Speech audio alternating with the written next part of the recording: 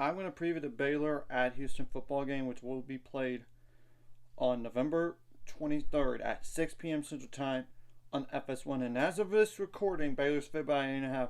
We'll see how that line changes between now and next game. And obviously, Baylor's bowl eligible with 4 straight wins despite a 2-4 start, while Houston is 4-6, and they're coming off of a beatdown against Arizona when you look at the last game. But they are better than what I thought they could be. At that at one point they're going to go like 1-11, 2-10. That's just not the case. They even won 3 conference games, and they pushed Oklahoma. And I get Oklahoma's not as good this year, but they could have won that football game. I mean, Houston beat Kansas State that was ranked. They beat Utah. But I know Utah is not the same team as Baylor, played them back in the non-con, but you get the whole point. And they even beat TCU at TCU. But that was before TCU decided to put Savion Williams as a Wildcat quarterback in the game. So Houston's 4-6 overall, like I said, 3-4 in the Big 12. Well, Baylor, like I said, 6-4 overall, 4-3 in the Big 12. And I apologize for looking down because I cannot memorize all this stuff. And I'll put the outlook on them in the description below so y'all could see it. Now, offensively, it's definitely the weakest part of the football team when you look at the numbers. They allowed 82 tackles for loss, 29 sacks, 150 first downs, 12 interceptions, 7 of those, and 7 fumbles. And they did start a different quarterback this year, but recently, instead of Donovan Smith. So 18 pass breakups, 17 quarterback hurries. They only average 14 points per game. That's not that good. 143.9 rushing yards, so that's really the strength of the team. 152.9 passing yards per game. They allowed a safety 30 minutes, 28 seconds, 35 for 132 on third down. 9 for 26 on fourth down. They run like an air raid offense. The average, 2 deep, offensive line weight's 311.5 pounds. And like I said, if I haven't mentioned this already, I cannot memorize all this stuff, so I apologize if I'm looking down at all. They did start Donovan Smith at quarterback to begin the year, but he's only playing a little bit now as more as a running threat. Number 1, 6'5", 235-pound quarterback that is a senior. Now their starting quarterback technically is Zeon Chris. Number 2, 6'3", 210-pound quarterback that's a sophomore. And I'm just mentioning the names, so just to make it quicker here. And their running back is Rashawn Sanford II.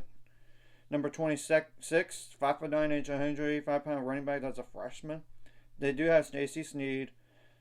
Number 21, 5'11", 108-pound running back that is a junior. I want to just go ahead and mention one more guy. It's Jamarian Burnett.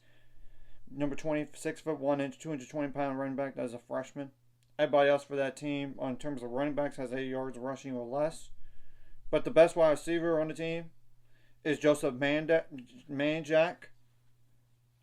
The fourth, number 0, 6'3", 205-pound wide receiver that is a junior. In terms of yards, 326 of them. And then Stephon Johnson, number 5, 6 foot, 180-pound wide receiver that is a sophomore.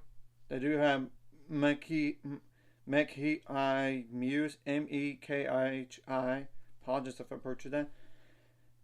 Number 83, 5'8", 185-pound wide receiver as a junior. They do have Malik Carr, number 6, 6'6", 265-pound tight end as a senior. They do have Devin Williams, number 8, 6'1", 190-pound wide receiver as a sophomore.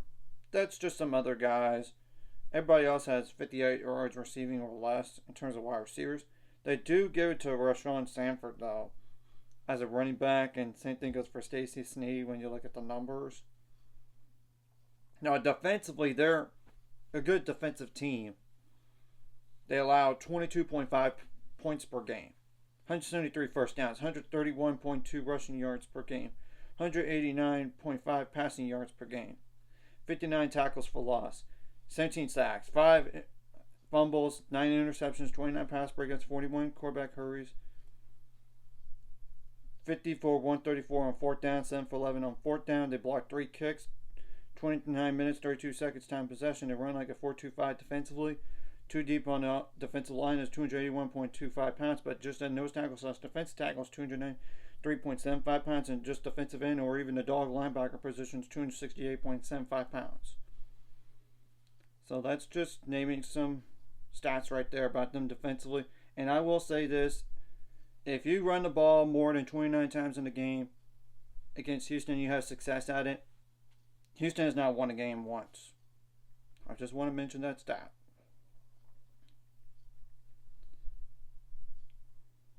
Right now and everything.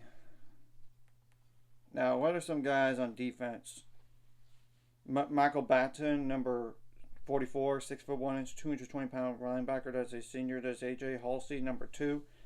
6 foot, 215-pound defensive back. That's a junior. Jamal Morris, number 25. 6'2", 225-pound linebacker. That's a senior. Kentrell Webb, number 8, 5'11", 185-pound defensive back. That is a senior.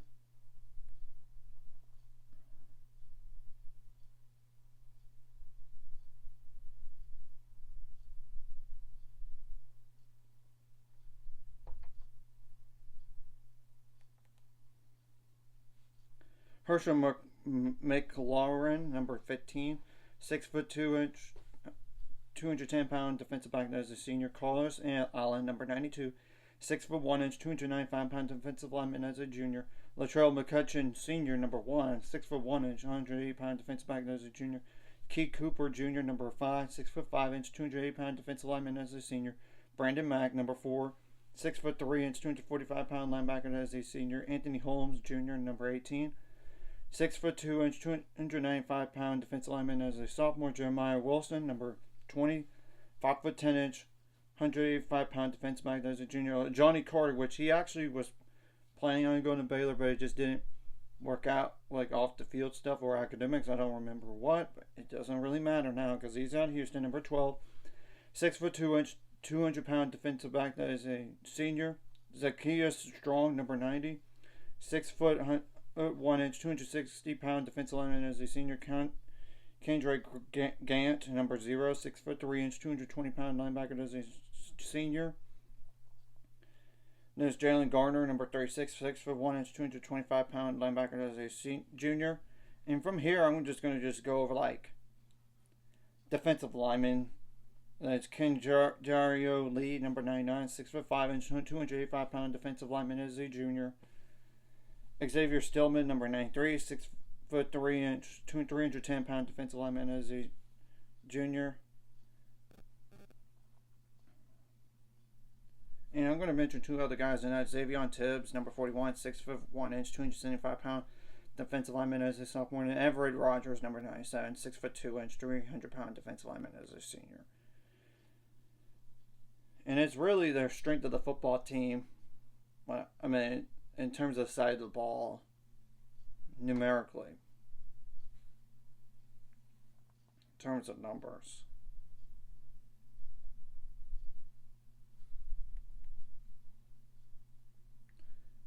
The most commonly used kicker is Jack Martin, number 41, 6 foot, 200-pound kicker as a senior. Then the punter is Liam Daughtery, number 91, 6'2", 205-pound punter as a junior.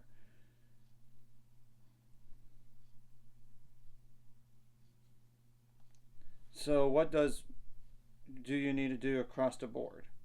Obviously, what you did right last game, bring it to this game. And what you did wrong last game, you got correct for this game. I know it's just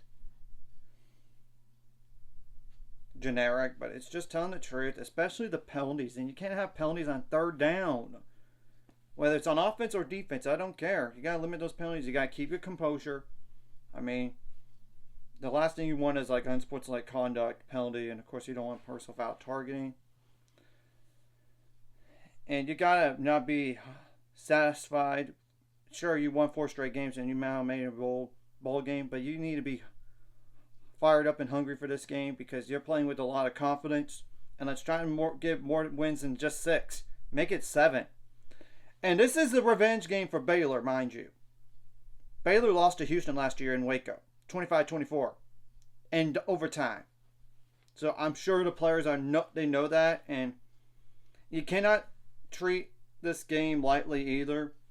Like I said, Houston's upset people in the past. I mean, Utah's not that good now. I get it, but come on, they beat TCU at TCU, and they beat Kansas State at home in Houston. So, yeah, and I already know they gotta stay focused. You can't make self-inflicted mistakes. I mean, that's another thing, and you gotta make adjustments on the fly, not just from first half to second half, not just from first quarter, second quarter, or not quarter either, but during those quarters. I mean,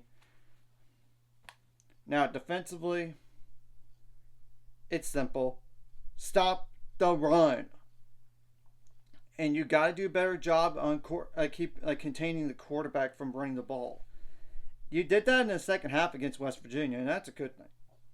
But you got to do that from the jump. Make them throw the ball. And I know the pass defense needs to step up when needed, but you just don't need to give up big plays, whether it's on the ground or through the air. You don't want to have personal foul targeting, of course, and don't have penalties on third down. And you don't want to get like offsides either. I'm just saying, and all this, and contain their playmakers. I mean that wide receiver. You gotta do a good job tackling it too. So that's just the defensive side of the ball, and I really need to go to special teams real fast, and it's simple.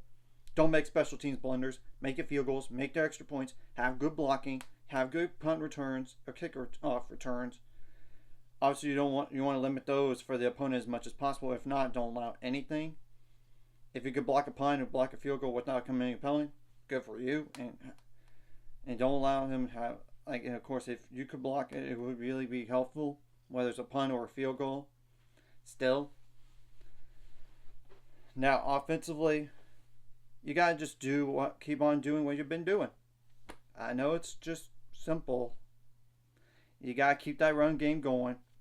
The offensive line needs to step up, not just in run blocking, but pass blocking too.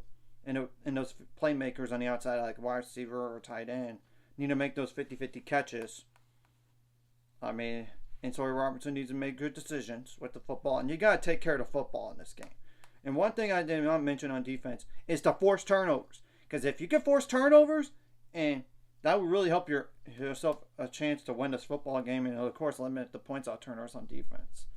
But hopefully we don't turn the ball over. But still, and offensively, you got to take care of the ball, and you got to get some points out turnovers if you could get some, or like get some quick stops on defense, like a 3-and-out or 6-and-out. You get the point. Make them punt the ball. And, of course, get some fourth down stops. And the defense did that last game against West Virginia. That was helpful. So, now, offensively, you just got to take what the defense gives you. I mean, like I said, take care of the ball. You got to have a good run game, because if you could get the run game going, it's going to make it harder for Houston to stop. And I was just wondering how Houston's going to stop this Baylor offense that's been clicking the last 4 games. Are they going to just say, hey, beat us through the air? But what if we did that to them like we did against West Virginia? Then they have to stop. Oh, we got to stop the passing game. Now you allow Baylor to run the ball. I mean, of course, if they load out the box and they could just do screen plays and get out in space and go and get some yards after catch, yards after contact. Of course, you want to limit those on defense. So I just want to be quicker than normal on these football preview right here. Honestly, you don't need to overlook them for Kansas. You don't. And you need to stay focused. You just got to play your game. Go out there and don't be intimidated by the opposing team or the opposing fans. Take the fans out of this game as much as possible. And Houston has been inconsistent offensively, so I don't know which offense is going to show up, the one from the last week or the one from the week before. They've been good at times for Houston while it's been bad at times. I mean, that's just telling the truth. And if you could, and you need to protect the lead when you have it. I mean, if not, extend it. I mean, and you got to limit the the negative plays on offensively, whether it's like a sack or a tackle for loss. And of course, the defense needs to create havoc plays. So anyways, if you like this content, hit the like and subscribe button. See you guys later. On the road to 7 subscribers. Course ultimate goal is 1,000 more. So my money at this course like video. Comment video really helps YouTube algorithms so more people can see it. Sharing the video does help as well so more people could watch. And if watching and not subscribed, hit subscribe button for the notification bell as well. And let's go in there and show them who's boss. I mean, let's not get this game to be tight, because that's the only that Houston's best chance of winning the game, honestly, is for Baylor making mistakes and making this game ugly. I mean, really low scoring. Let's try to get above like 21 points or even like above 30 points. And while the defense needs to do their job and limit as many points as possible here, so that's all I gotta say about this game. Let's see what happens.